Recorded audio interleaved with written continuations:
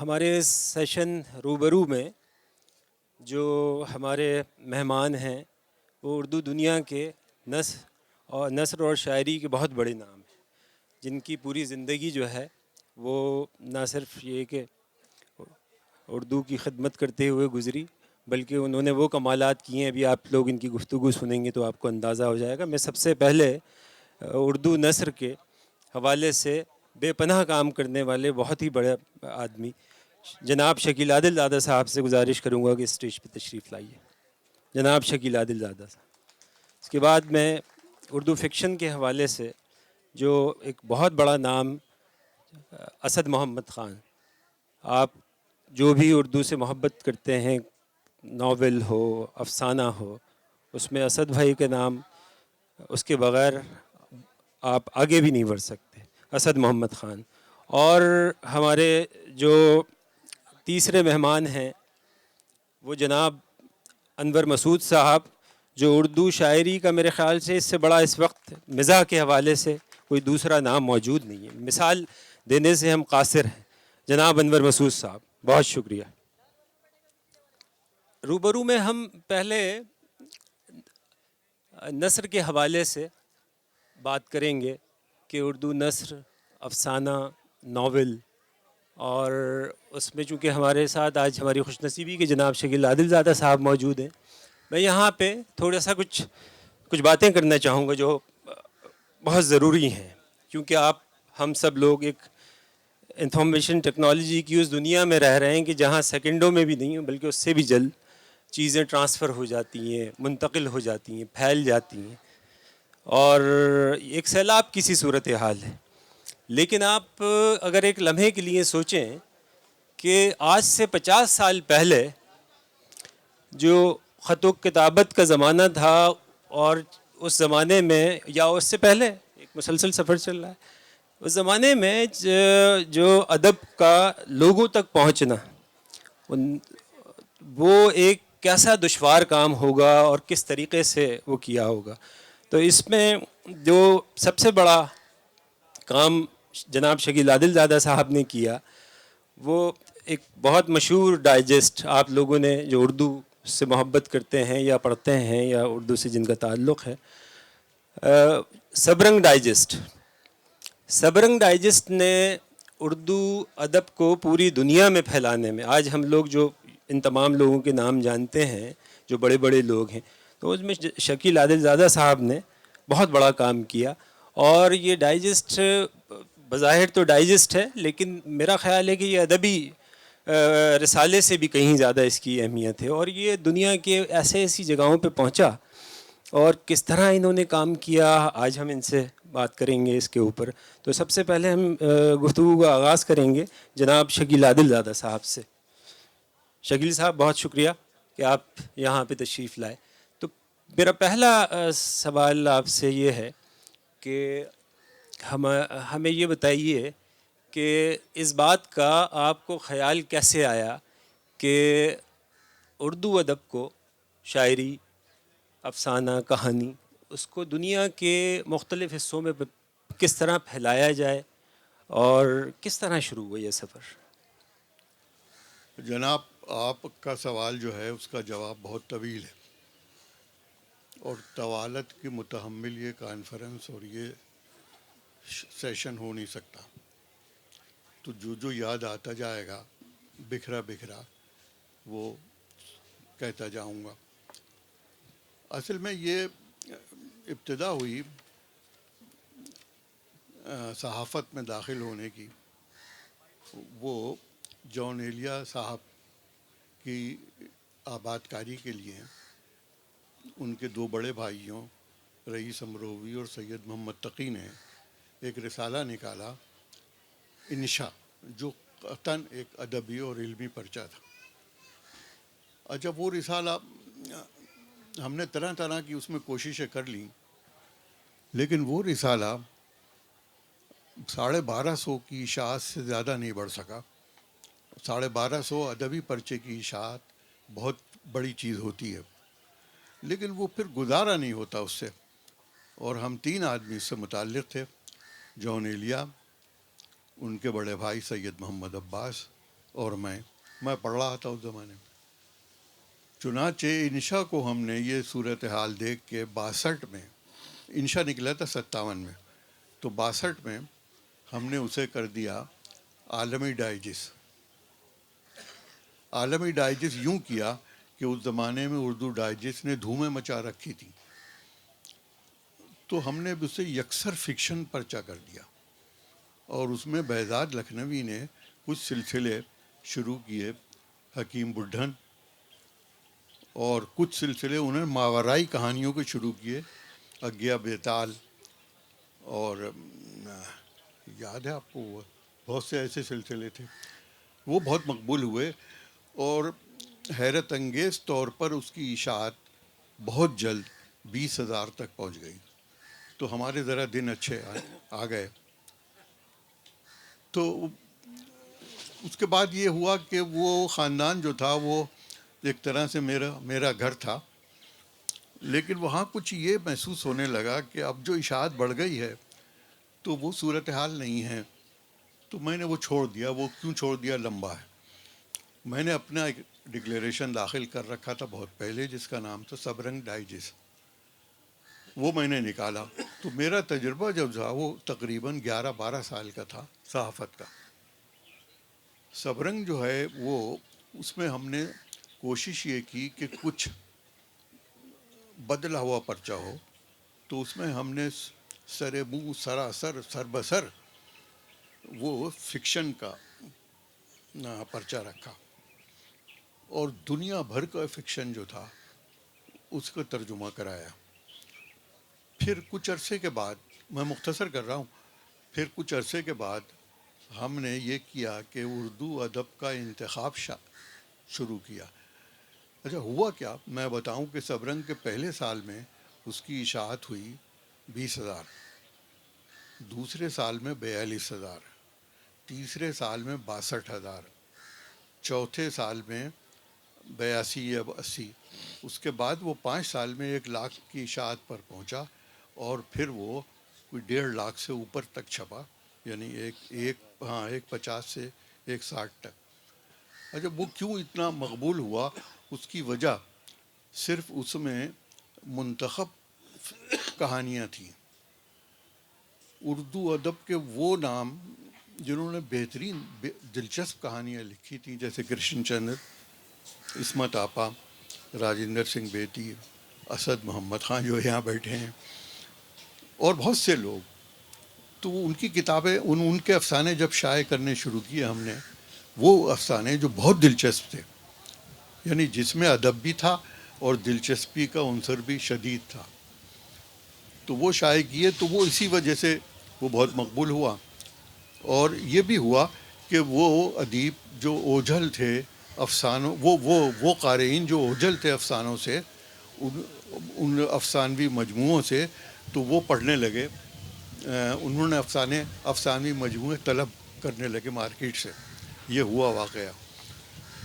جیسے کرشن چندر کے مجموعے تھے، مگر یہ کہ اب وہ سبرنگ میں مستقل چھپتے رہے کرشن چندر، تو وہ لوگوں نے ان کے مجموعوں کی طرف دوڑنا شروع کیا. شکیل صاحب، آپ کا جو طریقہ انتخاب تھا وہ کیا تھا؟ اس کا پیمانہ کیا رکھا گیا تھا؟ یہ بہت منفرد تھا. میں یہ کرتا تھا کہ جو افسانے منتخب کیے جاتے تھے اردو ادب سے یا بین الاقوامی ادب سے، تو دفتر کے تقریباً کوئی 7, 8, 10, 12 ہر عمر کے لوگ اور ہر تعلیمی گریڈ کے لوگ وہ اسے پڑھتے تھے، جس میں اسد بھائی بھی شامل ہیں، یعنی گواہ ہیں. اور پڑھ کے ان سے گزارش یہ کی جاتی تھی کہ اس پہ نمبر دے دو، یہ کہانی تمہیں کتنے % دلچسپ لگی. تو وہ نمبر دیتے تھے، اور 100 نمبر تھے سب سے عمدہ کہانی کے، لیکن 100 نمبر کسی کہانی کو مشکل سے ملتے تھے. جب 50 نمبر کچھ 4-5 لوگ اکٹھے ہو کے اس کہانی کو دے دیتے تھے دلچسپی کے، تو وہ کہانی ہم چھاپ دیتے تھے. اچھا یہ کام ہوتا تھا انگلش کہانیوں میں اور اردو کہانیوں میں. باقی ہمارے سلسلے ہوتے تھے، اس میں ہم یہ کام نہیں کرتے تھے. تو یہ انتخاب کا ایک عجیب طریقہ تھا. کہیں اس میں آپ نے صرف بڑے ناموں کا تو وہ نہیں رکھا خیال؟ قطعاً نہیں. ہمیں جو کہانی پسند، یعنی بہت ہی معمولی ادیب جو یعنی جن کا نام نہیں ہوتا، گمنام لوگ، لیکن کہانی کمال کی رکھی. جیسے سید رفیق حسین، انہیں کوئی نہیں جانتا، مگر انہوں نے جانوروں، جنگلوں اور اس پر کمال کی کہانیاں لکھی ہیں، A1. اس کے بعد چچا ابو الفضل صدیقی، انہوں نے بہت عمدہ کہانیاں لکھی ہیں، یعنی اپنی طرز میں. اچھا، اسد محمد خان یہ صاحب طرز ادیب ہیں. صاحب طرز ہونا بڑی بات ہوتی ہے. تو یہ کوئی میرے شبہ ساتھ رہے ہیں، یہ کچھ گواہی دیں گے، چونکہ اس کا موقع نہیں ہے یہاں پر. تو یہ ہوتا رہا بھائی. اچھا، ڈائجسٹوں کی جو ایک روایت تھی وہ بہت ہی مختلف طرح کی تھی. وہ اس میں بہت ہی چٹپٹی قسم کی کہانیاں اور اس طرح کی چیزیں پیش کی جاتی تھیں. آپ نے اس کو بالکل یکسر بدل دیا، اور پھر دوسرا جو کمال کیا وہ یہ کہ اس کی سرکولیشن بھی اس حد تک ہو گئی کہ آپ کو صدر پاکستان نے بلا لیا حاضری دینے کے لیے. وہ ذرا بتائیے کیا واقعہ ہوا؟ اصل میں وہ ضیاء الحق صاحب کا زمانہ تھا جب میں نے درخواست کی خلیل انور خلیل، ہاں، ان سے یہ کہا میں نے کہ مجھے ان سے ملنا ایک ڈکلیریشن کے لیے. تو انہوں نے کہا کہ نہیں، وہ میں نے یہ کہا کہ میری کوئی سفارش کرا دیجئے کہ مجھے خواتین کے پرچے کا ڈکلیریشن دے دیں. تو انہوں نے کہا نہیں، وہ تو ملنا چاہتے ہیں. تو وہ وقت ان سے طے ہو گیا. آرمی ہاؤس میں رہتے تھے وہ، اور انہوں نے 5 منٹ کا وقت دیا اور یہ کہا کہ بھائی کیوں. تو مجھ سے کہنے لگے کہ کیوں پرچہ نکالنا چاہتے ہیں آپ خواتین کا؟ میں نے کہا ایک اچھا پرچہ، کوشش ہے کہ نکل آئے. تو کہنے لگے کہ یار میں نے سبرنگ کی تعریف تو بہت سنی ہے لیکن میں نے پڑھا نہیں ہے، تو مجھے کچھ پرچے فراہم کرو. تو میں نے دوسرے دن وہاں سے فون آنے لگے انفارمیشن سے کہ پرچے بھیجو پر. تو ان کو کچھ پرچے سبرنگ کے دیے گئے. اس میں ٹائٹل ہوتا تھا کسی خاتون کا، اور وہ ضیاء الحق صاحب کو پسند نہیں تھا. وہ انہوں نے مجھ سے کہا بھی تھا کہ بھئی خواتین کے ٹائٹل کیوں چھاپتے ہو؟ میں نے کہا مردوں کے چھاپیں گے تو لوگ نہیں خریدیں گے پرچہ. کہنے لگے نہیں، میں یہ تھوڑی کہتا ہوں کہ بھئی مردوں کے آپ ایسے چھاپیں کہ جس میں وہ برہنگی کی حالت میں ہو. میں نے کہا سو خواتین پہ تو ہم ایسے نہیں چھاپتے، لیکن اچھے چہرے پسند کرتے ہیں، اور یہ ایک روایت. تو وہ پرچے جب ان کے سامنے گئے دوسرے دن انفارمیشن منسٹری کے ذریعے، تو انہوں نے پہلا کام یہ کیا کہ ہمارا کاغذ بند کر دیا یہ، اور اشتہار بند کر دیے، جو تقریباً 3.5 سال کی محنت کے بعد دوبارہ جاری ہوئے. یہ واقعہ تھا. اچھا، وہ انور مقصود صاحب نے ان سے کہا کہ بھئی ان کا کمال یہ ہے کہ انہوں نے ادب کو ہر گھر میں پہنچا دیا، اور عورتیں ہی نہیں مرد بھی اب چھپ چھپ کے پڑھتے ہیں. تو وہاں اس کے بعد انہوں نے ایک اور فقرہ کہا کہ ان کے اس رسالے کا کمال یہ تھا کہ اس کے اندر انہوں نے اتنا کم از کم وقفہ دیا جتنا ایک زچگی کے درمیان ہونا چاہیے. تو یہ اس کی وجہ کہیں ضیاء الحق تو نہیں تھے؟ نہ، اصل میں اس کی وجہ یہ ہوئی کہ اچھا فکشن مشکل سے ملتا تھا. تو ہمارے یہ تھا ایک خناس کہ بھئی پرچہ اسی وقت لائیں گے جب اچھا پرچہ جڑ جائے گا. تو جب وہ ہو جاتا تھا کوئی اچھا پرچہ تو اس میں گیپ آنے لگے. یعنی وہ ماہنامہ تھا سن 77 تک، تو وہ ماہنامہ رہا.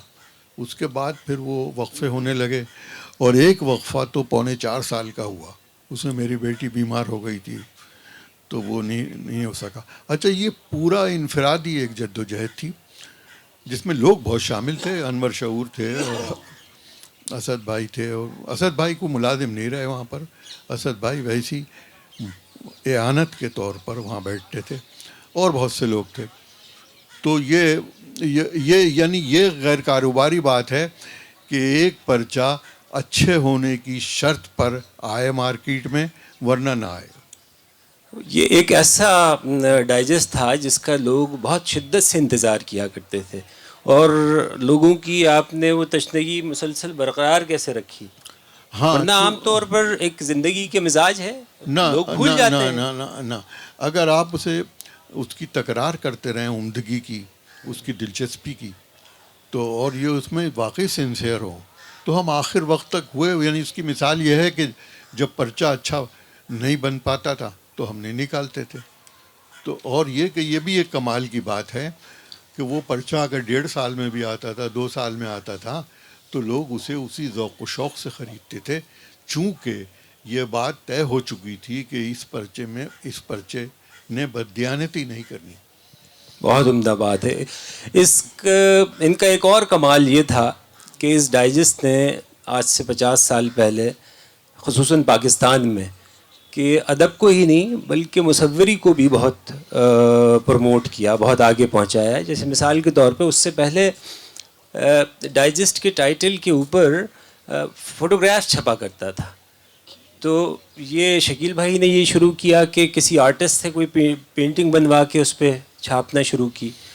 مجھے یوں اچھی طرح یاد ہے کہ جب ہم نے ہوش سنبھالا اور تصویریں بنانا شروع کی تو زندگی کی سب سے بڑی اس زمانے میں خواہش یہ تھی کہ کسی طرح سے سبرنگ ڈائجسٹ میں ہماری کوئی تصویر چھپ جائے. اور خوش نصیبی یہ کہ وہ وقت آیا اور ان کے ڈائجسٹ میں ہماری تصویریں بھی چھپیں.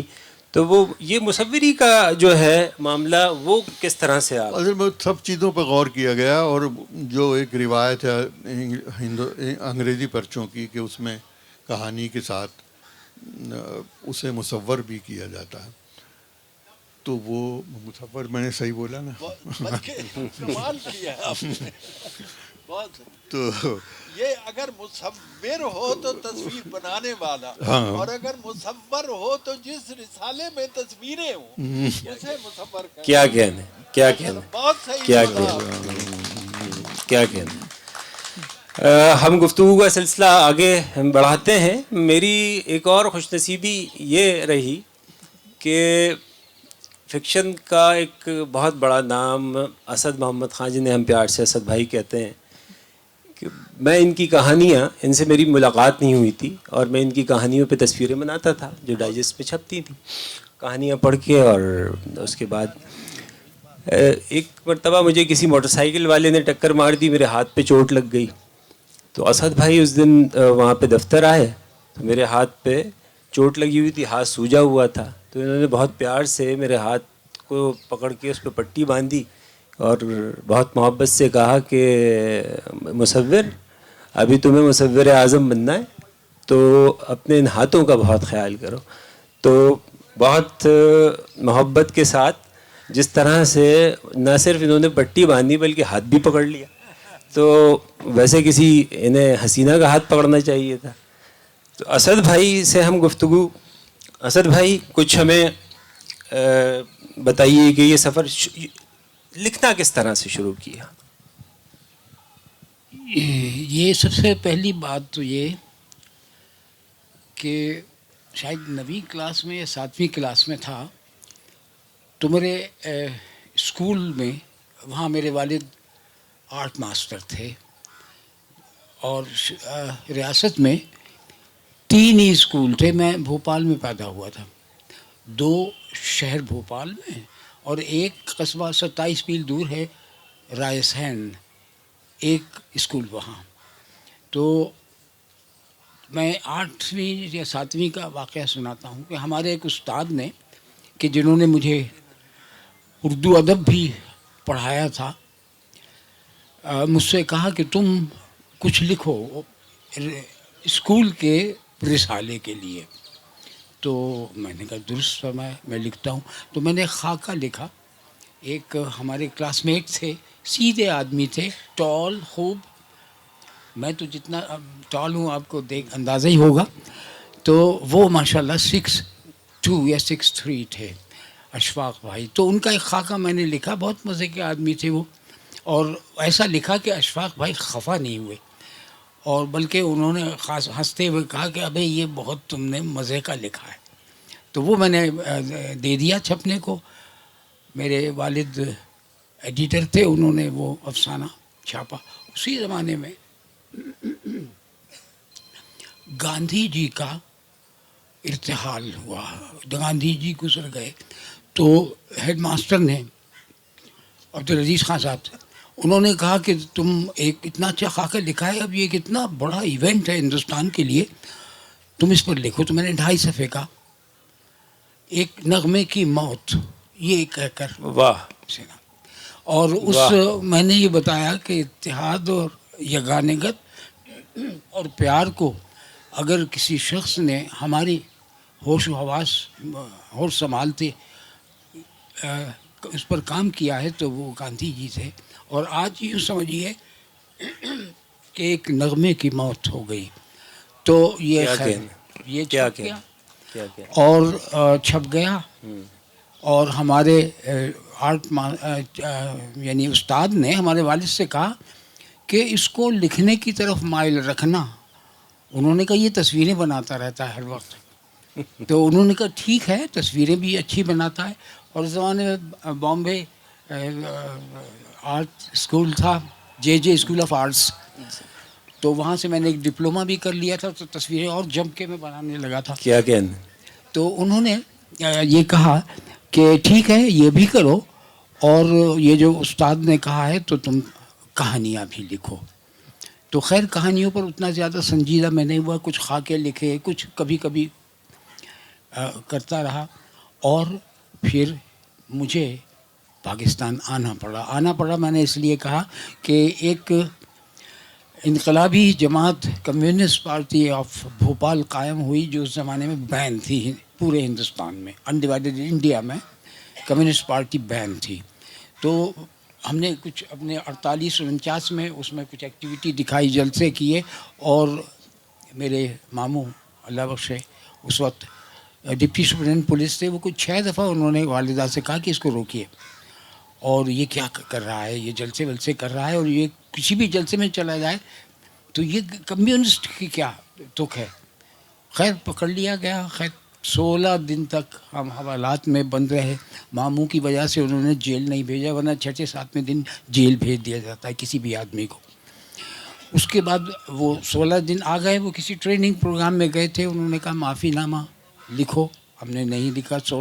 17ویں دن والدہ اللہ بخشے ہسپتال منتقل ہو گئیں. اتنی بری ان کی طبیعت تھی. تو ہم نے معافی نامہ لکھ دیا. اور پھر پارٹی نے ہمارے گھر پہ پتھراؤ اور پرچے پھینکنا اور دھمکیوں کے باقاعدہ فزیکل ثبوت دینا شروع کیے. کسی بائک پہ ہم جا رہے تھے تو انہوں نے ٹکر مار دی اور کہا کہ اب بھی تم کو بہت بڑے امتحان سے گزرنا ہے, تم نے دغا کی ہے. نکل آئے, لاہور رہے اور پھر کراچی میں سیٹ ہو گئے. اوپر یہاں ہم نے اپنی تعلیم شروع کی. وہاں انٹر میں پڑھ رہے تھے بھوپال میں.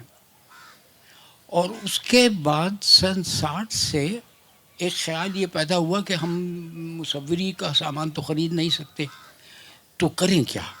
تو یہ میں نے اپنے بھائی کو لکھا تھا. تو والد نے کہا کہ اسے لکھو کہ تم نے جو 3-4 مضامین لکھے تھے تو وہ بھی مصوری ہے, تو تم اس پر غور کرو اور جن لوگوں سے زندگی میں تم ملتے رہے ہو ان کے بارے میں کچھ لکھو جو زندہ ہوں یا گزر گئے ہوں. تو یہ ان کا کمال مجھے ملا. اس سے پہلے میں گیت اور نظمیں کہنا شروع کر چکا تھا. تو یہ سب ہوتا رہا. اور سن 58 میں 58 میں نے کہانیوں کی طرف توجہ کی. کیا کہنا. تمام فنون لطیفہ, تمام فائن آرٹس کے جتنے شعبے ہیں, چاہے وہ مصوری ہو, موسیقی ہو, کہانی ہو, شاعری ہو, یہ سب ایک دوسرے سے ایسے جڑے ہوئے ہیں بلکہ ایک ہی ہیں.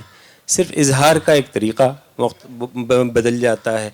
تصویریں تو آپ ابھی بھی بناتے ہیں اپنی کہانیوں میں, اپنے ناول میں. تو ذرا کچھ ہمیں اپنے حاضرین کو اور ہمیں کچھ سنائیے تاکہ ان تصویروں کو ہم دیکھیں بھی اور سنیں بھی. جی تو مختصر سا ایک افسانہ میں پڑھ دیتا ہوں. جی پلیز, جی پلیز. تو آپ بھی سن لیجیے. یہ ابتدائی افسانوں میں سے ہے اور اس کے بحمدللہ کئی زبانوں میں تراجم ہوئے ہیں. مراٹھی, گجراتی, ہندی میں تو سب سے پہلے لکھا گیا اور انگریزی. چھوٹا سا با سودے کی مریم. جی یہ بہت کمال اور بہت مشہور کہانی ہے.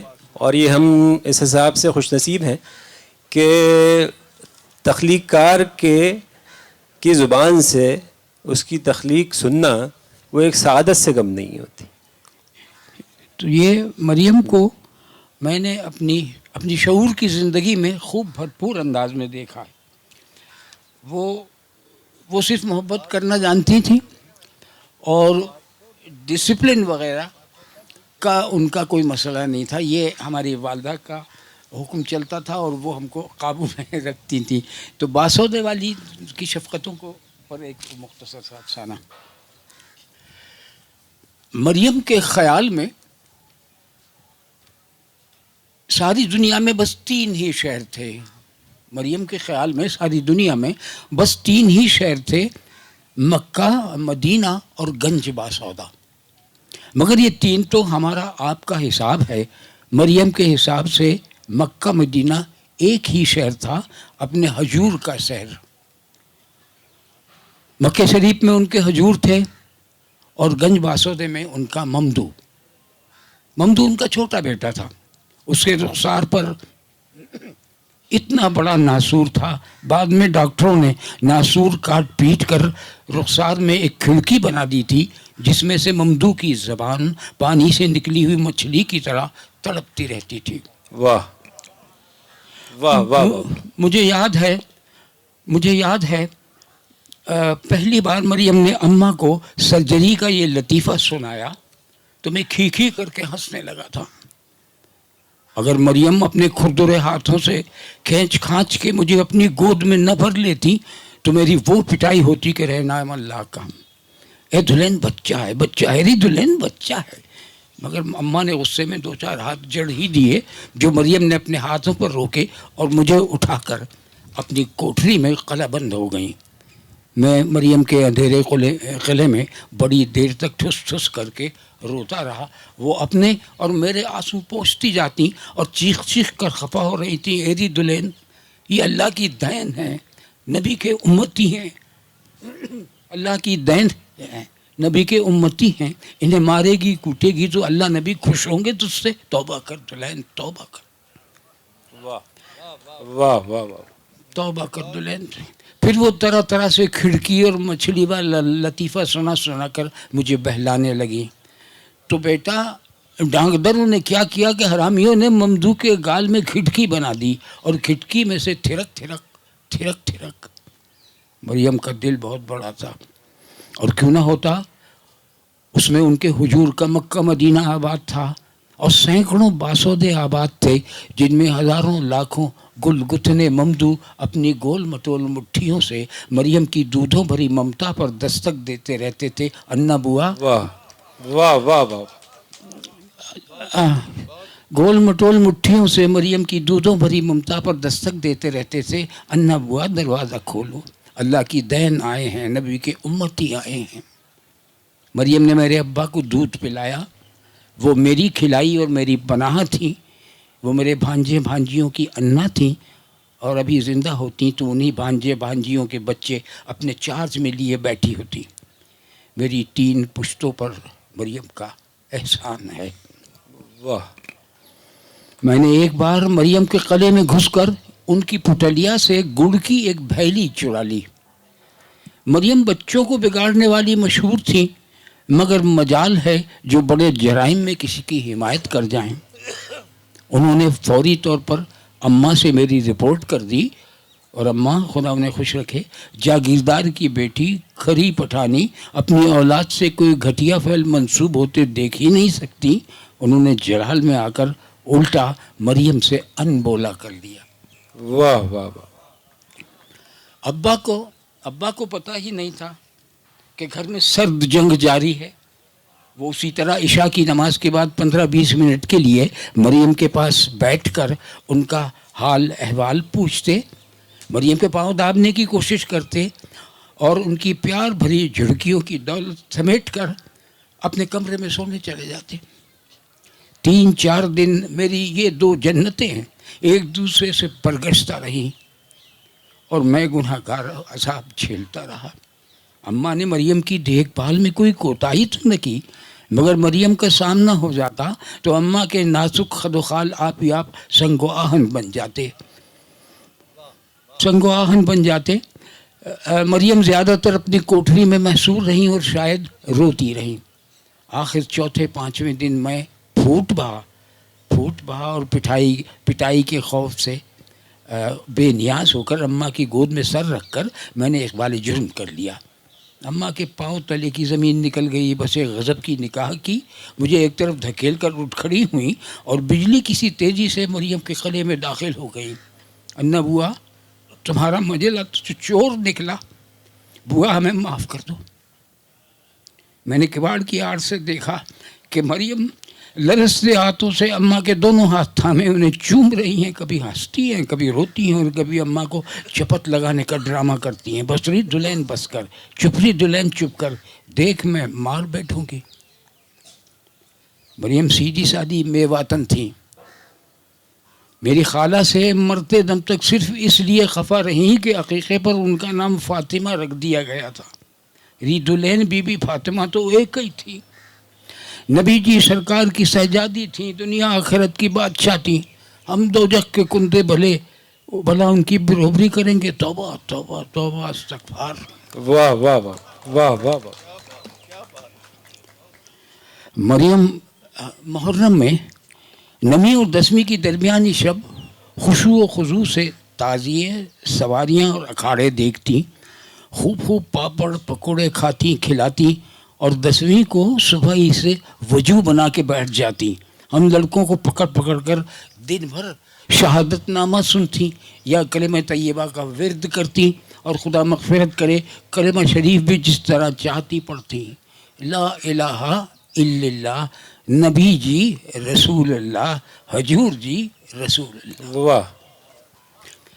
امام حسین کا نام لے لے کر بین کرتی، رو رو کر آنکھیں سجا لیتی اور بین کرتے کرتے گالیوں پر اتراتی، رے حرامیوں نے میرے شہزادے کو مار دیا، رے ناسمتوں نے میرے بادشاہ کو مار دیا۔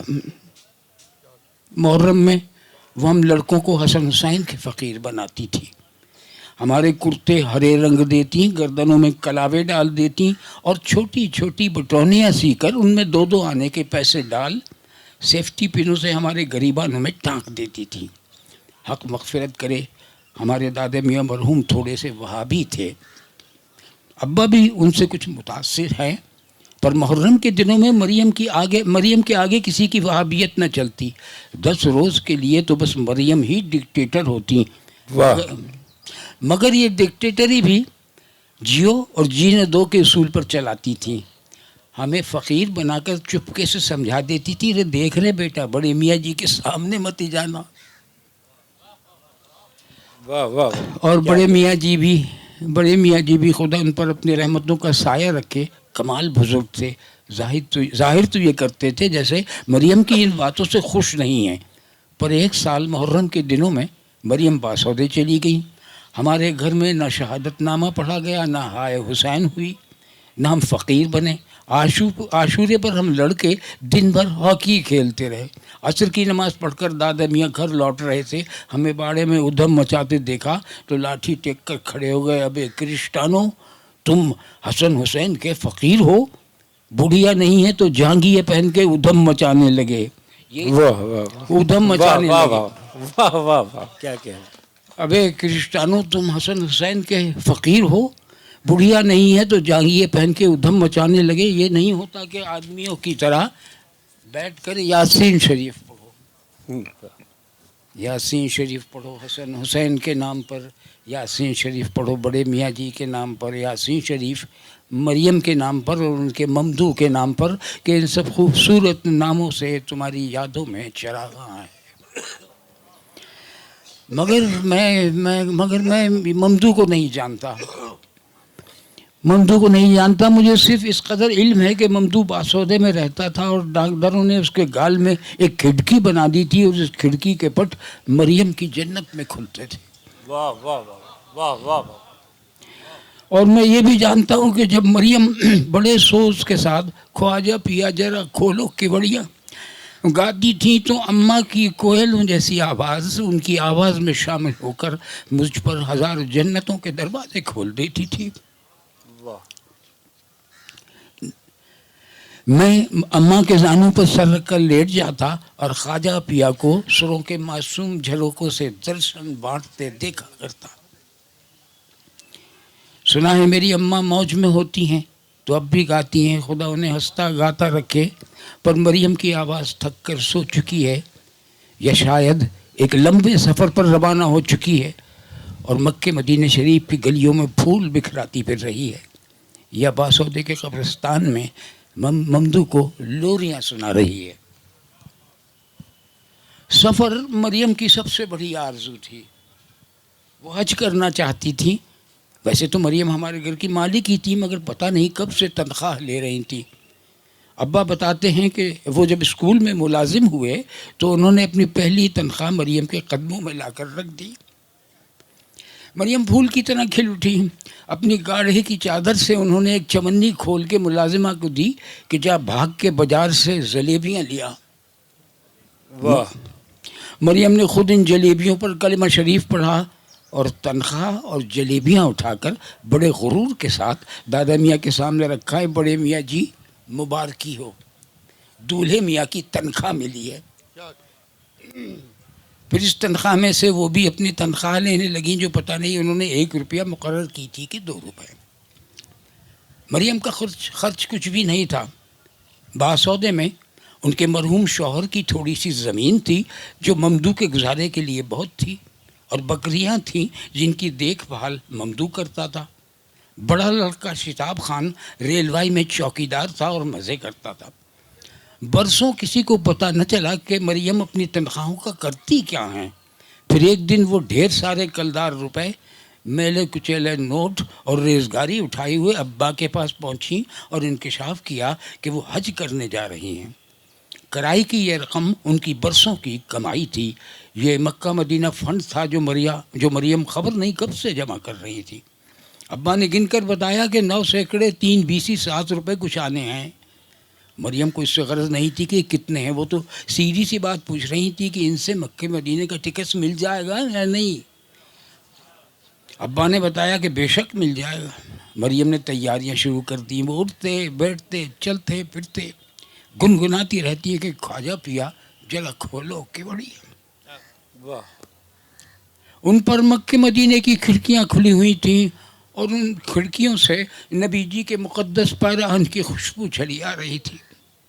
کسی نے چھیڑنے کو کہہ دیا کہ تم کو ڈھنگ سے نماز پڑھنی تو آتی نہیں، قرآن شریف تو یاد نہیں، پھر حج کیسے کرو گی؟ مریم بے پر گئیں۔ ارے مسلمان کی بٹیا، مسلمان کی جورو ہوں، نماز پڑھنے کا ہی نہیں آتی، کلمہ شریف سن لے، چاروں کل سن لے، اور کیا چاہیے تیرے کو؟ ہاں، اور کیا چاہیے تیرے کو؟ پھر ان کے دل میں تو نبی جی کے پیار کا چمن بھی کھلا ہوا تھا کہ یہی بہت تھا۔ مگر ایک دن شتاب خان کا خط آیا کہ ممدو کی حالیت خراب ہے، بکریاں بیچ باچ کے علاج معالجہ کرایا، زمین گروی رکھ دی، اب پیسے بالکل نہیں ہیں، صورت دیکھنا چاہتی ہے تو خط کو تار سمجھنا۔ مریم کی آنکھوں میں مکہ مدینہ دھندلا گیا۔ انہوں نے 9 سینکڑے 3 بیسی 7 روپے چادر میں باندھے اور روتی پیٹتی باسودی کی بس میں جا بیٹھی۔ ابا ساتھ جانا چاہتے تھے، انہیں سختی سے منع کر دیا۔ ممدو تو ان کی ذمہ داری تھا، وہ کسی اور کو اس میں کیوں شریک کرتی؟ مریم کا یہ اصول بڑا شفاف تھا۔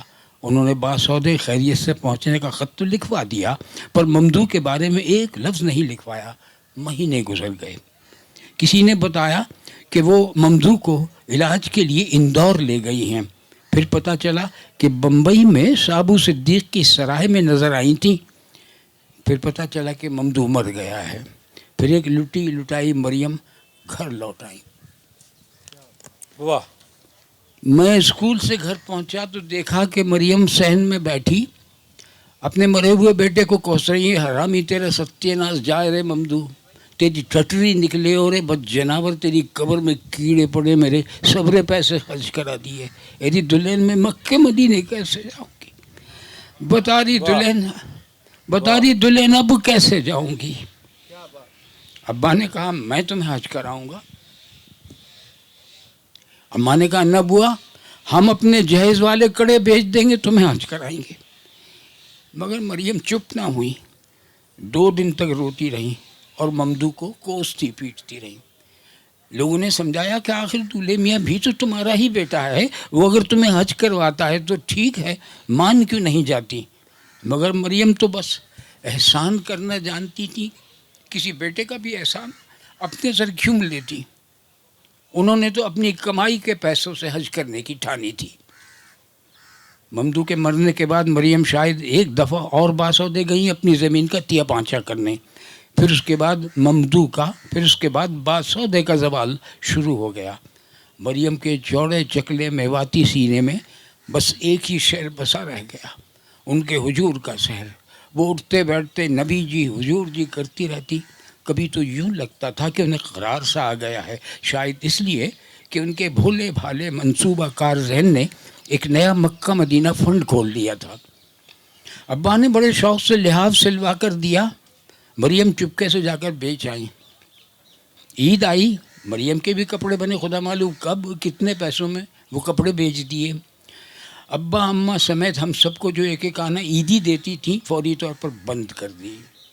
پیسہ کر کے پھر مکہ مدینہ فنڈ جمع ہو رہا تھا، سب ملا کر ابھی 560 روپے ہی جمع ہوئے تھے کہ مریم کا بلاوا آ گیا۔ مجھے معلوم نہیں کب اور کس طرح چل بسی میں گرمیوں کی چھٹیوں میں اپنی خالہ کے گاؤں گیا ہوا تھا، واپس آیا تو مجھے دیکھ کر اماں پھوٹ پھوٹ کے رونے لگی، منزلیں تیری انا بوا گزر گئیں، لڑکے تجھے بگاڑنے والی گزر گئیں۔ ابا نے مجھے حکم دیا کہ مریم کی قبر پر ہو آؤں، حکم دیا کہ میں مریم کی قبر پر ہو آؤں۔ میں نہیں گیا، میں کیوں جاتا؟ ٹھنڈی مٹی کے ڈھیر کا نام تو مریم نہیں تھا۔ واہ واہ واہ واہ واہ واہ واہ واہ واہ واہ واہ واہ۔ میں نہیں گیا، ٹھنڈی مٹی کے ڈھیر کا نام تو مریم نہیں تھا، میں نہیں گیا۔ ابا ناراض بھی ہوئے مگر میں نہیں گیا۔ لوگوں نے بتایا کہ مریم نے مرتے وقت 2 وصیتیں کی تھیں۔ ایک وصیت تو یہ تھی کہ تجہیز و تکفین انہی کے پیسوں سے کی جائے، تجہیز و تکفین انہی کے پیسوں سے کی جائے اور باقی کے پیسے شتاب خان کو بھیج دیے جائیں۔ دوسری وصیت کا صرف ابا کو علم تھا، اماں کے کان میں انہوں نے مرتے وقت کچھ کہا تھا جو اماں کسی کو بتانا نہیں چاہتی تھی۔ میں یہاں آ گیا، 15 برس گزر گئے۔ 65 میں اماں اور ابا نے فریضہ حج ادا کیا۔ اماں حج کر کے لوٹی تو بہت خوش تھیں، کہنے لگی منجلے میاں اللہ نے اپنے حبیب کے صدقے میں حج کرا دیا، مدینہ طیبہ کی زیارت کرا دی اور تمہاری انا بوا کی دوسری وصیت بھی پوری کرائی۔ عذاب ثواب جائے بڑی بی کے سر میاں، ہم نے تو ہرے بھرے گنبد کی طرف منہ کر کے کہہ دیا کہ یا رسول اللہ باسود مریم فوت ہو گئیں، منہ کر کے کہہ دیا کہ یا رسول اللہ باسودے والی مریم فوت ہو گئیں۔ مرتے وقت کہہ رہی تھیں کہ نبی جی سرکار میں آتی ضرور مگر میرا ممدو بڑا حرامی نکلا، میرے سب پیسے خرچ کرا دیے۔ واہ واہ واہ واہ واہ واہ واہ واہ واہ واہ واہ واہ واہ واہ واہ۔ میں عرض کروں کہ یہ اردو کی چند تاریخی یادگار کہانیوں میں اس کہانی کا شمار ہوتا ہے، اور مجھے یہ فخر ہے کہ ہم نے یہ کہانی سب رنگ کے لیے انتخاب کی تھی، یعنی پہلے چھپی تو تھی کہیں اور تو انتخاب کی تھی، اور یہ میں نے انتخاب نہیں کی تھی، ہمارے پورے گروپ نے کی تھی، اور اس کے بعد جو خطوط آئے اور جو رائے آئیں تو وہ کمال کی تھیں، اور یہ کہانی آج بھی اتنی ہی تر و تازہ اور پرتاثیر ہے۔ کیسی زندہ تحریر اور کیسے جادوگر آدمی ہے یہ۔ اسد بھائی کے لیے بے شمار تالیاں، ہر آنکھ کو نم کر دیا ہے انہوں نے۔ کہانی اور تصویر کا سلسلہ آگے بڑھاتے ہوئے مجھے یاد آ رہا ہے کہ جب ایک اور سلسلے نے بہت اپنے زہر میں جکڑا لوگوں کو، وہ تھا بازیگر، اور شکیل صاحب نے اس میں کیا جادوگری دکھائی کہ لوگ جو ہے اس کے دیوانے ہوتے چلے گئے، اور لوگوں کو انتظار اس میں جن چند سلسلوں میں رہتا تھا اس میں سب سے مقبول بازیگر تھا۔ تو شکیل بھائی کچھ ایک دو فقرے ذرا بازیگر جو ہے وہ ادھوری آپ نے چھوڑ دی۔ ہاں ادھوری اتفاق سے ہو گیا کچھ ایسا سلسلہ۔ لیکن وہ چھپی سن 75 سے شروع کیا تھا اور وہ 6-7 سال پہلے تک چھپتی رہی، اور تقریباً 3,500 ڈائجسٹ کے صفحے جو عام کتاب کے 3 صفحوں کے برابر ہوتے ہیں، اس میں وہ بہت مقبول ہوتی رہی. تو اس میں وہ اصل میں کوئی پراسرار یا ماورائی قسم کا سلسلہ نہیں تھا، وہ بالکل ہماری عام زندگی کی کہانی ہے، اور اسے لکھنا ہے مجھے. لیکن یہ کہ وہ اس نے سب رنگ کے لوگ جو قارئین تھے وہ اس کا انتظار کرتے تھے، اور بعد کو مجھے معلوم ہوتا رہا کہ یہ کتنی مقبول ہوئی ہے، یعنی مجھے خود بھی اس کا اندازہ نہیں تھا. یہ ہوا کچھ. بہت شکریہ. کہا جاتا ہے جہاں پر آنسو اور دکھ کا سلسلہ ختم ہوتا ہے تو بالکل اسی کونے سے مزاح کا سلسلہ شروع ہوتا ہے. اور مزاح میں میری زندگی میں، اور بلکہ آپ سب لوگ اس بات سے واقف ہیں، نثر کے حوالے سے ہمیں کوئی دوسرا، تاریخ میں بھی کوئی دوسرا نام نہیں ملتا، مشتاق احمد یوسفی. جب مشتاق احمد یوسفی کسی کی تعریف کریں اور اس سے کوٹ کریں تو وہ کتنی بڑی بات ہوگی. جناب انور مسعود صاحب سے گفتگو کرنے سے پہلے میں آپ سے کچھ باتیں، 1-2 باتیں شیئر کروں. جب ہم اسکول میں پڑھتے تھے تو اس زمانے میں ایک شعر سنا، اور بس اس شعر نے اپنے اندر جکڑ لیا. وہ صرف کوئی مزاحیہ شعر نہیں تھا. شعر سنیے آپ پہلے کہ بچے کے ہاتھ سے جو دہی گر پڑا ہے آج، بچے کے ہاتھ سے جو دہی گر پڑا ہے آج، اس میں تمام پچھلی حکومت کا دخل ہے. اب اس میں کمال یہ ہے کہ جو پورا جو پولیٹیکل اویئرنیس ہے یہ صرف ہنساتا نہیں ہے آپ کو، بلکہ آپ کو سوچنے کا موقع دیتا ہے، اور پولیٹیکل اویئرنیس، سیاسی شعور کی طرف راغب کرتا ہے. تو ہماری خوش نصیبی کہ جناب انور مسعود صاحب. انور بھائی یہ بتائیے کہ کچھ تھوڑی سی ویسے باتیں کرتے ہیں، اس کے بعد پھر آپ شعر سنائیں گے اور باقی لوگ آپ اور پھر اپنے ناظرین ہوں گے. تو یہ بتائیے کہ آپ کا تعلق اردو گھرانے سے نہیں تھا؟ جی نہیں. اور یہ کس طرح سے جو ہے اپنے یہ سلسلہ؟ بہت جینون کویسچن آپ نے کیا ہے. اردو سے بچپن سے ہی دلچسپی رہی ہے. میری نانی محترمہ بھی شاعر تھیں. واہ. کرم بی بی ان کا نام تھا، عاجز ان کا تخلص تھا، کیا اور ان کا مجموعہ بھی چھپا ہوا ہے گل و گلزار کے نام سے. اچھا. واہ. تو یہ گھر سے مجھے، میری والدہ نے ایک دن مجھے پوچھا، وہ انہیں مطالعے کا بہت شوق تھا. ایک دن مجھے پوچھا کہ تم آج پھوپھی کے ہاں گئے تھے. میں نے کہا آپ کو کس نے بتایا؟ میں واقعی گیا تھا. انہوں نے کہا یہ لفظ جو تو نے بولا ہے یہ ان کے گھر میں بولا جاتا. یعنی وہ اتنی زبان شناس تھی. تو اس زمانے سے ہی میرا ذہن لفظ کے پیچھے اس طرح بھاگتا ہے جیسے بچہ تتلی کے پیچھے دوڑتا. کیا کہنا. تو یہ پھر مجھے شوق ہوا شعر کہنے کا. تو میں نے ابتدائی، حالانکہ پنجابی میری مادری زبان تھی، اور اس کے بعد کل میں نے بتایا تھا کہ میرے بچوں کی مادری زبان اردو ہے. جی. لیکن ہاں مجھے اردو ہے پنجابی سے بھی بڑھ کر عزیز. شکر ہے انور میری سوچیں علاقائی نہیں. تو شروع ہی میں نے اسی اردو کی شاعری سے کیا ہے، کیونکہ نانی کی طرف سے بھی تایا جان بھی میرے شاعر تھے. افضل ان کا نام تھا اور لطیف نام تھا، افضل تخلص تھا. اردو، فارسی اور پنجابی تینوں زبانوں میں شعر کہتے تھے، اور ان کا اثر بھی میرے اندر آیا. اور میں نے تینوں زبانوں میں شعر کہے. اور مجھے ایک جو پہلی نظم کہی وہ میں نے جب میں ایف اے میں پہنچا تو میں نے انگریزی شاعری پڑھی تو کچھ آؤٹ لک ذرا وائٹر ہوئی تو میں نے ایک نظم لکھی جی بچپن کے بارے میں. کیونکہ میں جب لڑک پن پہ جا کے پہنچا تو مجھے معلوم ہوا کہ کچھ کھو گیا ہے. وہ بچپن بہت یاد آتا تھا اور وہ نظم میں نے لکھی. تو جب دوسرے دن میں نے جا کے کالج میں سنائی تو وہ میرے ٹیچر اٹھ کے کھڑے ہو گئے, فرمانے لگے میری محنت مجھے وصول ہو گئی ہے.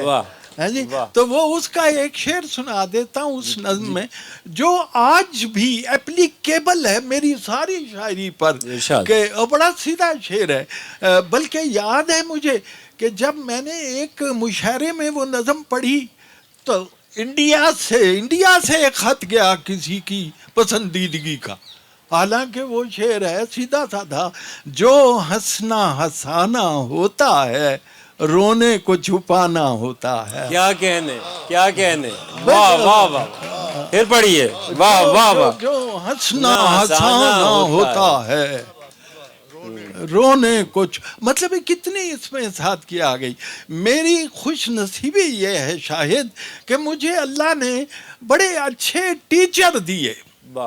ایسے اچھا میرے والدین مجھے ڈاکٹر بنانا چاہتے تھے لیکن جسے اللہ رکھے کیا کہنے ڈاکٹر میں بنا نہیں, لیکن میں نے ڈاکٹروں پہ لکھا بہت کچھ ہے. آپ اسے انتقاماً سمجھ لیجئے. ایک قطعہ سن لیجئے, سن کر بات معالج کی کیوں نہ میں اس پر کر دوں ریٹ. سن کر بات معالج کی کیوں نہ میں اس پر کر دوں رٹ, کھجلی پر یہ رائے دی you will have to live with it.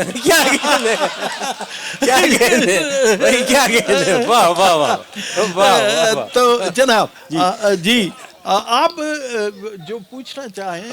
میں تو ہم سب آپ کو سننا چاہتے ہیں, ہم سب آپ کو سننا چاہتے ہیں. اور بس اس دن افسوس کے ٹائم کم تھا لیکن جس محبت سے سنا گیا ہوں جی دوسروں کو سنا سکتا ہوں جی کہ مجھے اس محبت سے سنا گیا ہے. تو جناب پہلے میں چند ایک قطعہ سناتا ہوں, پھر اگر ایک فرمائش ہوئی اور ٹائم بھی میرا خیال ہے زیادہ نہیں ہے. آپ بالکل سناتے رہیے, آپ کے لیے بے پناہ وقت ہے. جب یہ سب بیٹھے ہی آپ کو سننے کی. جی شکریہ. کہ یہ میں نے غالب میرے نزدیک بہت ہی بڑا شاعر ہے, یعنی اس کی عظمتوں کو بس سلام کیا جا سکتا. کوئی شبہ نہیں. تو غالب کا میں نے اس کا اندازہ لگایا ہے کہ جب وقت گزرتا ہے تو غالب کے شعر سے معانی کی ایک اور تہ نکل کے سامنے آ جاتی ہے جو آنے والے دور کے ساتھ چلنے لگتی ہے. کیا کہنے کمال ہے. واہ واہ واہ, کیا خوبصورت بات کی. یعنی وہ بہت, دیکھیے فن کا کمال یہ ہے کہ وہ وقت کو کتنا تسخیر کرتا ہے. کیا کہنے, وقت کو کتنا. سعدی آج بھی زندہ ہے, رومی آج بھی زندہ ہے, حافظ آج بھی زندہ ہے. ان لوگوں نے وقت کو, اور غالب جو ہے پتہ نہیں کب تک زندہ رہے گا.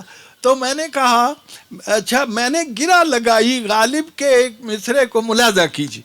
ایک غبارستان برپا کر گئی ہیں موٹریں, واہ, ایک غبارستان برپا کر گئی ہیں موٹریں, گرد کی موجیں اٹھیں اور ایک طوفان ہو گئیں. راہ رو جتنے تھے سب آنکھوں سے اوجل ہو گئے. خاک میں کیا صورتیں ہوں گی. کیا کہنے خاک میں واہ واہ واہ واہ, خاک میں کیا صورتیں ہوں گی. ہاں جی. ایک وہ آج وہ دن بھی ہے جی, کیا دن ہے جی, ہمیں ہم تو پرانے زمانے کے لوگ ہیں, کوئی آپ دیکھیے کوئی دن ضرور ہے آج, کوئی دن ضرور. آج بھی یہ کتنے بھرپور عاشق ہیں کہ وہ دن یاد رکھا ہوا ہے. تو جناب وہ ہے کہ کل جو ذرا ملاحظہ کیجئے, کل جو ہوا ہے دفعتاً اس سے میرا مکالمہ, اور یہ بھی عرض کر دوں میرا یہ قطع ایک اسی طرح کی کانفرنس ہو رہی تھی اور اس میں اللہ بخشے احمد فراز صاحب تھے اور ابھی ذکر آیا ہے ان کا بہت بڑی شخصیت اردو مزاح کی نثر کی. تو مجھے کہنے لگے مشتاق یوسفی صبح سے یہ جو ہے نا فراز مجھے تمہارا یہ قطع سنایا جا رہا ہے. تو یہ میرے لیے باعث عزت ہے کہ کل جو ہوا ہے دفعتاً اس سے میرا مکالمہ خوبی اختصار کا تجربہ کچھ یونیک ہے. خوبی اختصار کا تجربہ کچھ یونیک ہے. میں نے کہا کہ جانے من. اس نے کہا کہ کیا کہا؟ میں نے کہا کہ کچھ نہیں. اس نے کہا کہ ٹھیک ہے.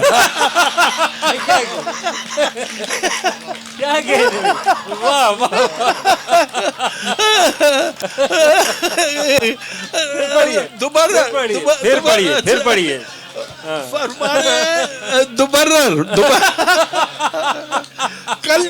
کل جو ہوا ہے دفعتاً اس سے میرا مکالمہ خوبی اختصار کا تجربہ کچھ یونیک ہے. میں نے کہا کہ جانے من. اس نے کہا کیا کہا؟ میں نے کہا کہ کچھ نہیں. اس نے کہا کہ ٹھیک ہے. ایک اور ذرا گارا بنا رہا تھا جو مزدور راہ میں. گارا بنا رہا تھا جو مزدور راہ میں. پوچھو نہ بے تکلفی اس مہربان کی. نالی کا اس میں آب نجس بھی ملا گیا. مٹی پلید کر گیا مالک مکان کا.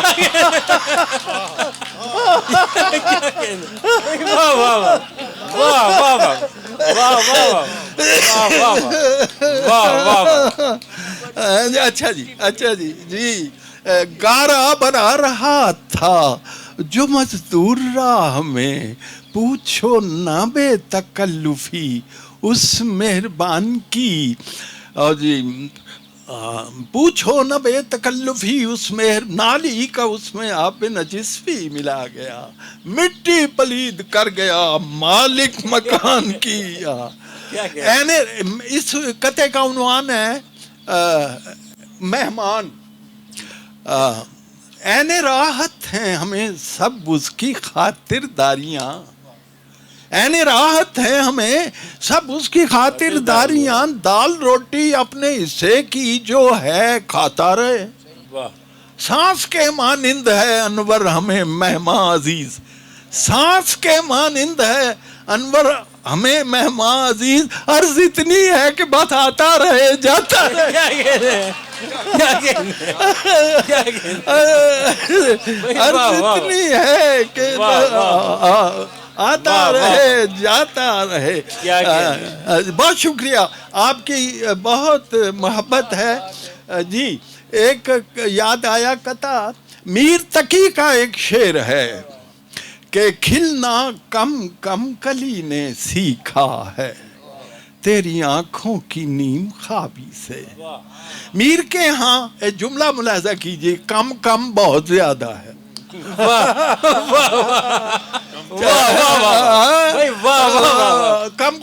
کم کم بادو بارہ بہت ہے کم کم. اچھا کلی کا لفظ بھی اس میں استعمال ہے کیا ہے. کھلنا کم میں نے دونوں لفظوں کو استعمال کیا. یہ میر کی دین ہے. یہ اسی کے شعر ہیں. یہ ہم جس اردو کا ذکر کر رہے ہیں انہی کی پالی ہوئی ہے انہی کی بخشی ہوئی ہے. یہ غالب اور میر کی عطا ہے. کیا کہنے جی جس نے آج یہ رونق لگائی ہے جی. تو کہ کیا عرض کیا جی میر کے بارے میں یہ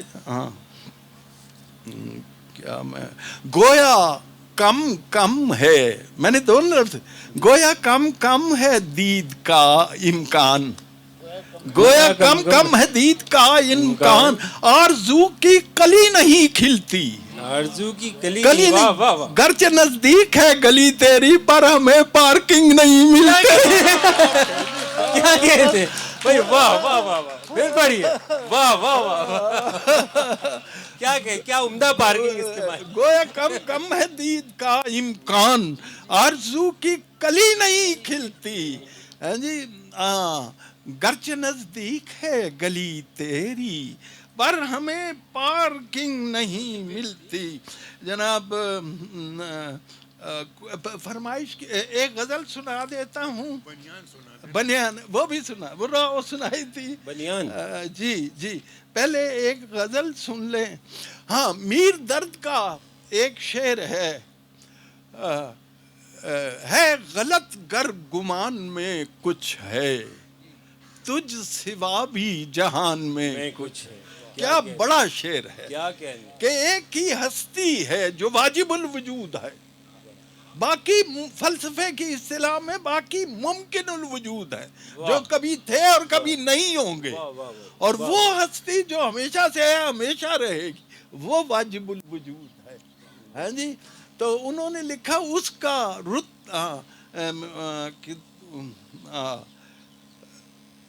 تو اس زمین میں نے بھی شعر کچھ نکالے ہیں مزاح کے.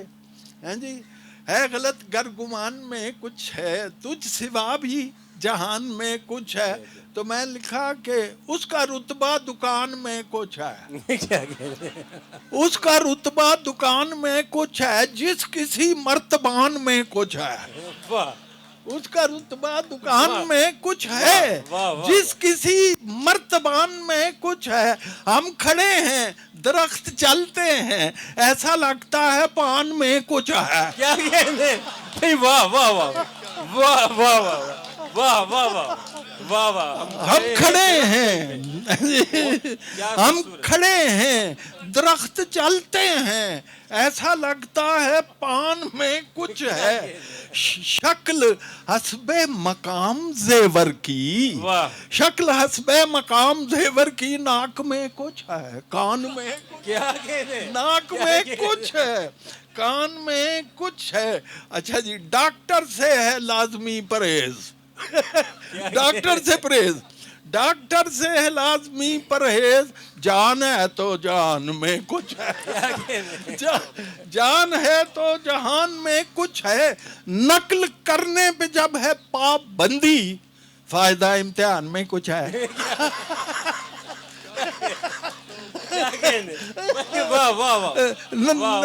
نقل کرنے پہ جب ہے پابندی، فائدہ امتحان میں کچھ ہے. اور شعر سنیے، بڑے بڑے اساتذہ بیٹھے ہیں. وہ جو اٹکے ہوئے کھجور میں ہیں، مان لیں آسمان میں کچھ ہے. وہ جو اٹکے ہوئے کھجور میں ہیں، مان لیں آسمان میں کچھ ہے. انورا دل کو کھینچتا جائے، تیرے طرز بیان میں کچھ ہے. انورا دل کو کھینچتا جائے، تیرے طرز بیان میں کچھ ہے. میں جہاز میں بیٹھا ہوا، میرے ساتھ ایک خان صاحب بیٹھے ہوئے تھے، تو مجھے کہنے لگے انور صاحب آپ نے کچھ ہم پر بھی لکھی ہے. تو میں نے اسی وقت شعر بنا. میں نے کہا شکر ہے نسوار کی ڈبیا پہ آئینہ بھی ہے، شکر ہے نسوار کی ڈبیا پہ آئینہ بھی ہے، دیکھ لیتے ہیں کہ کتنے دانت باقی رہ گئے، دیکھ لیتے ہیں کہ کتنے دانت باقی رہ گئے. جناب ایک غزل ہے فراز صاحب کی، سنا ہے لوگ اسے آنکھ بھر کے دیکھتے ہیں. اور فراز صاحب کی زندگی میں میں نے لکھی اور ان کے سنائی بھی انہیں. چلو گمان کی حد سے گزر کے دیکھتے ہیں، کیا کہنے. چلو گمان کی حد سے گزر کے دیکھتے ہیں، کنویں میں کیا ہے کنویں میں اتر کے دیکھتے ہیں. چلو گمان کی حد سے گزر کے دیکھتے ہیں، کنویں میں کیا ہے کنویں میں اتر کے دیکھ. وہ کہہ رہے ہیں اچھوتا سا کام کر دیکھو، 106 کو 5 سے تفریق کر کے دیکھ. وہ کہہ رہے ہیں اچھوتا سا کام کر دیکھو، سو 6 کو 5 سے کر کے دیکھیں، معاف کرنا، اب ایسی فلم بھی شاید ہی کوئی ہو کہ جسے اکٹھے بیٹھ کے افراد گھر کے دیکھتے ہیں۔ کیا کہنے، واہ واہ واہ واہ واہ واہ۔ اب ایسی فلم بھی شاید ہی کوئی ہو کہ جسے اکٹھے بیٹھ کے افراد گھر کے دیکھتے ہیں۔ اور ایک غزل کا شاہد شعر ہو گیا بہت، اور یہ شعر بہت ہی پسند کیا گیا، اب اس کے خال دل، اب اس کے خال سے چلتے ہیں گیسوؤں کی طرف، کیا کہنے، واہ اب واہ اس واہ۔ کے خال کیا سے تصویر ہے، چلتے ہیں کیا تصویر ہے، گیسوؤں کی طرف، سمٹ کے دیکھ لیا ہے بکھر کے دیکھتے۔ کیا کہنے، کیا کہنے، واہ واہ واہ واہ واہ واہ۔ پھر پڑھیے اب بھائی، اس پھر کے پڑھیے، عطا اب کیجیے۔ اس پہ خال سے چلتے ہیں گیسوؤں کی طرف، کیا کہنے، سمٹ کے دیکھ لیا ہے بکھر کے کیا دیکھتے کہنے، کیا ہیں، تصویر بنائی ہے، واہ واہ اب اس واہ کے خال سے واہ، واہ، چلتے واہ۔ ہیں دیکھنے کے لیے، سمٹ کے دیکھ لیا ہے بکھر کے دیکھتے ہیں، فلک پہ جتنے ملک ہیں، فرشتے، اینجلز، فلک پہ جتنے ملک ہیں وہ اپنے چینل پر، کیا کہنے، واہ واہ واہ۔ فلک پہ جتنے ملک ہیں وہ اپنے چینل پر شبانہ روز تماشے بشر کے دیکھتے کیا ہیں، کہنے، واہ واہ واہ شبانہ واہ۔ روز واہ، واہ، تماشے واہ، واہ۔ بشر کے دیکھتے واہ، ہیں۔ واہ، واہ، واہ۔ اور شعر سنیے، اب اور کیا سر بازار دیکھنا انور، کسی دکان پہ چشمے نظر کے دیکھتے کیا ہیں۔ کہنے، کیا اب اور کہنے، کیا؟ کیا کہنے، کیا کہنے ہی نہیں۔ اچھا جی، میں یہاں پہ ایک بہت ہی دلچسپ واقعہ شیئر کروں اچھا، آپ سے، ہاں جی۔ آپ کو لطف آئے گا۔ یہ غزل فراز صاحب نے مجھے دی اپنے ہاتھ سے لکھ کے، تو اس کے سحر میں ایسے مبتلا ہوئے، خاص کر وہ شعر کہ سنا ہے اس کے بدن کی تراش ایسی ہے کہ پھول اپنی قبائیں قطر کے دیکھتے ہیں۔ تو رومانٹسزم کا زمانہ تھا، اس پہ ایک تصویر بنائی، بل کھاتی ہوئی کمر وغیرہ وغیرہ، اس پہ مشتاق یوسفی صاحب نے ایک بہت ہی کمال کا ایک مضمون لکھا، اس میں انہوں نے اس مصرے کو تھوڑا سا وہ کر کے، کیونکہ وہ تصویر دیکھنے والوں کی تعداد کافی زیادہ تھی اور اس میں زیادہ بزرگ تھے، اور وہ کچھ سائڈ سے کچھ دیکھنے کی کوشش کر رہے تھے، تو انہوں نے کہا کہ بزرگ جو ہے وہ پچھلا رخ نہیں، کچھ اگلا رخ شاید دیکھنے کی کوشش کر رہے ہیں، تو ساتھ میں لکھا کہ بزرگ زاویے اس کی کمر کے دیکھتے ہیں۔ عطا کیجیے، وقت بہت ہے، آپ سناتے رہیے، ہم سب آپ کو سننے کے لیے بیٹھے۔ ہاں جی، بہت بہت شکریہ۔ یہ جو ہے آپ کی فرمائش میں ابھی کرتا ہوں، ذرا تھوڑا سا غالب کا ذکر ہو رہا تھا، یہ نہ تھی ہماری قسمت کہ وصال یار ہوتا، آج کے دن کے لیے بہت موضوع ہے۔ تجھے مجھ سے، مجھ کو تجھ سے جو بہت ہی پیار ہوتا، واہ، تجھے مجھ سے، مجھ کو تجھ سے جو بہت ہی پیار ہوتا، نہ تجھے قرار ہوتا، نہ مجھے قرار ہوتا، واہ واہ، نہ تجھے قرار ہوتا، نہ مجھے قرار ہوتا، کبھی سرد سرد آہیں، کبھی گرم گرم آنسو، میرے حال زار جیسا تیرا حال زار ہوتا، واہ واہ واہ، کبھی سرد سرد آہیں، کبھی گرم گرم آنسو، تیرے حال زار جیسا میرا حال زار ہوتا، اور جناب تیرا ہر مرض الجھتا میری جان ناتواں سے، کیا کہنے، تیرا ہر مرض الجھتا میری جان ناتواں سے، جو تجھے زکام ہوتا تو مجھے بخار ہوتا، کیا کہنے، کیا کہنے، تیرا ہر مرض الجھتا میری جان ناتواں سے، جو تجھے زکام ہوتا تو مجھے، جو میں تجھ کو یاد کرتا تجھے چھینکنا بھی پڑتا، کیا کہنے، جو میں تجھ کو یاد کرتا تجھے چھینکنا بھی پڑتا، میرے ساتھ بھی یقیناً یہی بار بار ہوتا، واہ واہ واہ، یہی بار بار ہوتا، اور کسی چوک میں لگاتے کوئی چوڑیوں کا کھوکھا کیا کہنے کسی چوک میں لگاتے کوئی چوڑیوں کا کھوکھا تیرے شہر میں بھی کوئی کاروبار کیا کہنے تیرے شہر میں بھی اپنا کوئی کاروبار ہوتا تیرے شہر میں بھی اپنا تیرے شہر میں بھی اپنا کوئی کاروبار ہوتا.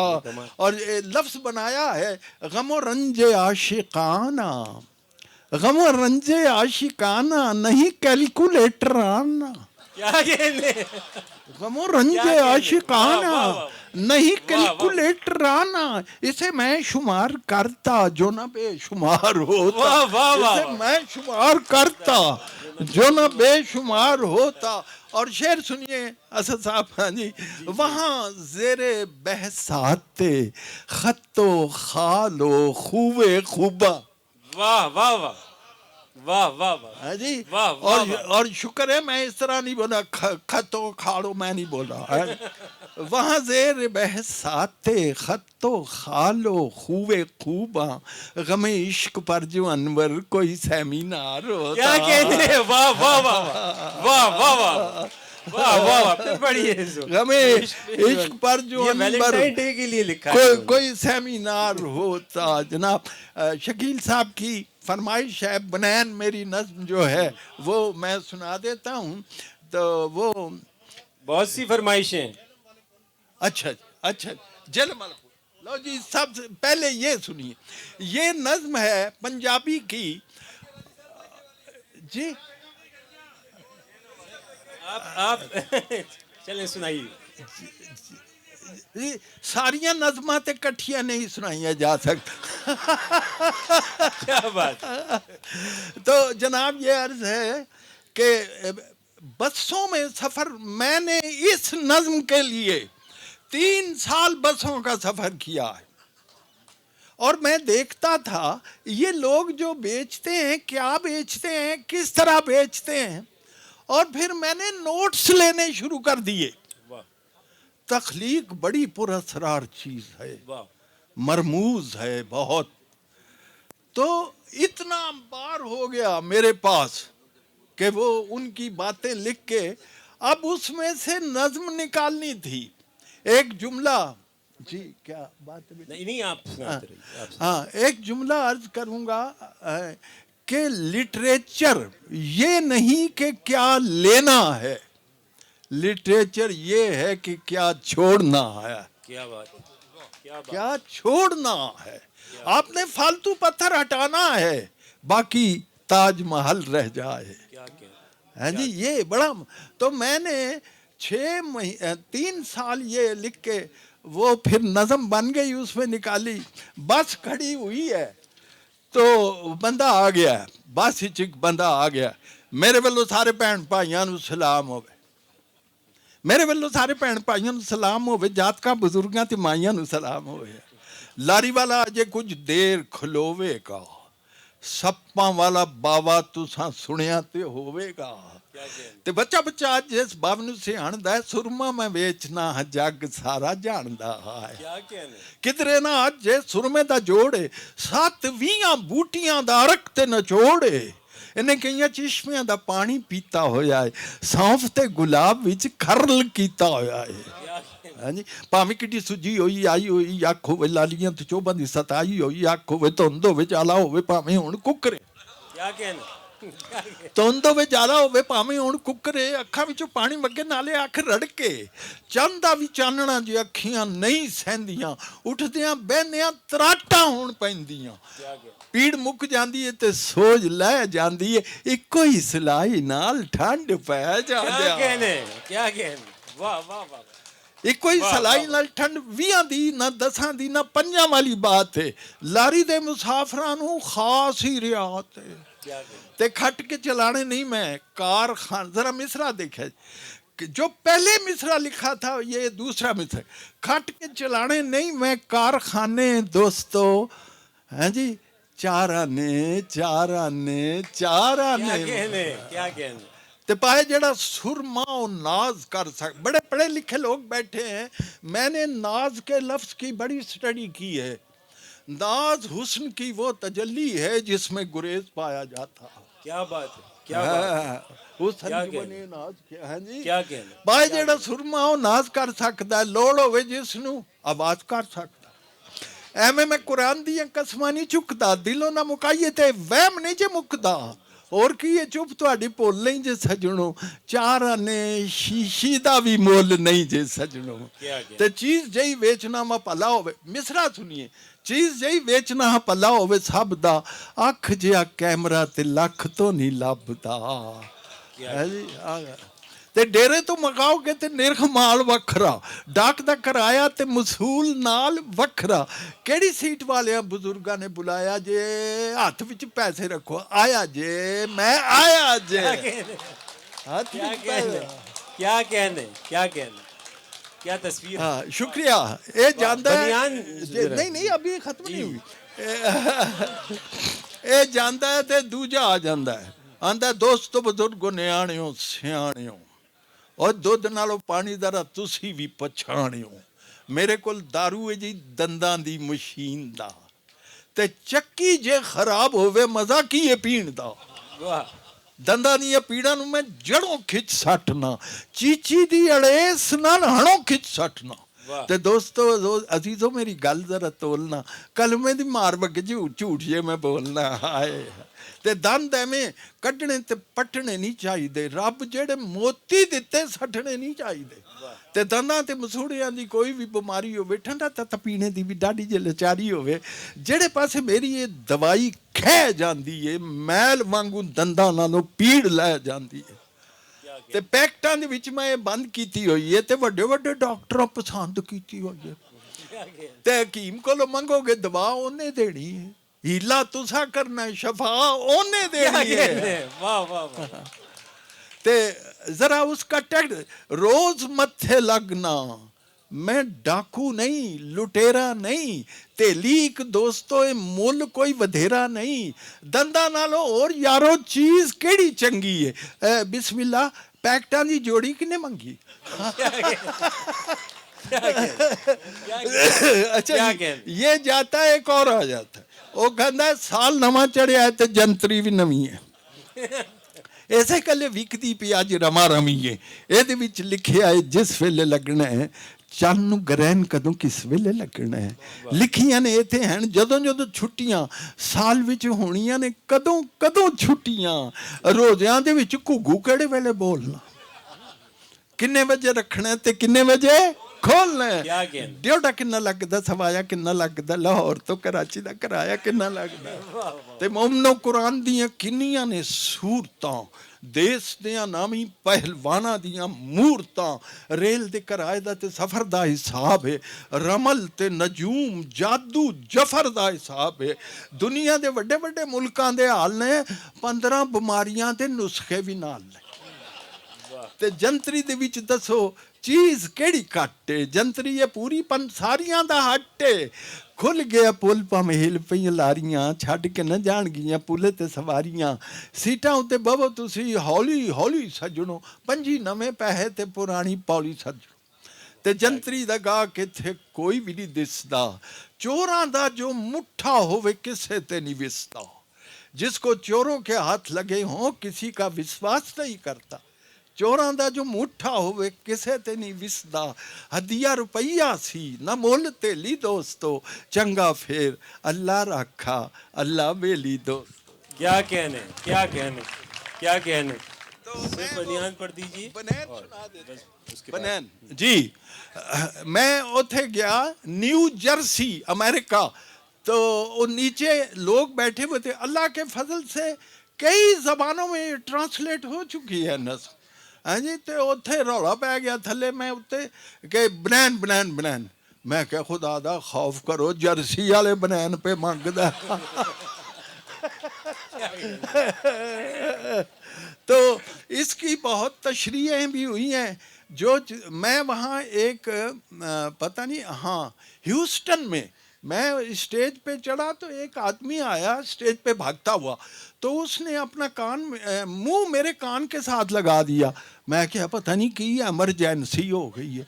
कहता है अनवर साहब मैं बनैन पाई है। اصل وچ وہ فرمائش کر رہا سی یہ طریقہ تو بنین اس نے اس کی لوگوں نے تشریح یہ کی ہے کہ انور مسعود کی بنین دراصل مغربی کلچر ہے جسے ہم پہننے کی کوشش کر رہے ہیں لیکن ہمیں پورا نہیں آ رہا. ہاں جی بنین جی شکریہ.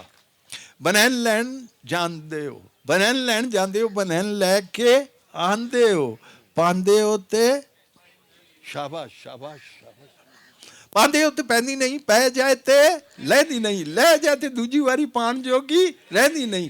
بنین میں دیاں گا پاؤ گے تے پہ جائے لاؤ گے تے لے جائے تے دوجی واری پان جوگی رہ جائے. بنین میری ودیا بنین میری ٹاپ دی وڈیاں نو پوری آوے نکیاں دے ناپ دی تے چیز ہوئے اصلی تے منہ پئی بول دی تو پناہ نو گوری لگے رسی اتے ڈول دی تے جننے ورے چاہو تسی اس نو ہنڈا لو تے پھر پاویں بچیاں دا جنگیا بنا. بہت شکریہ. کیا کہنے کیا میری بہو کوفتے بنا رہی تھی میں نے کہا بیٹے میں کوفتے پہ ہی آج نظم لکھ رہا ہوں کہ یہ بھی عجیب ہے لیڈیز زیادہ انجوائے کر سکتی. بوٹی لئی تے ٹوکے دے نال کیما کیتی لو جی کوفتہ بن لگا. بوٹی لئی تے ٹوکے دے نال کیما کیتی محنت کر کے اس قیمے دی پھر بنائی بوٹی کیا کہنے تے پھر بنایا کیما اس دا رکھ کے دنداں تھلے. شابا بلے بلے میں سالن کھاواں نالے اساں تیما جی کیما بوٹی موٹی کیما موڑ موٹی دا کیما تے کوفتے ورگا لگا مینوں سارا سفر ساڈا. پانی دے وچ پینڈا کچھیا کھا کھا لمے گوتے جیڑی تھاں تو ٹرے سان ورو تھے آن کھلوتے. بہت شکریہ. کیا کہنے کیا کہنے کیا کہنے بہت شکریہ.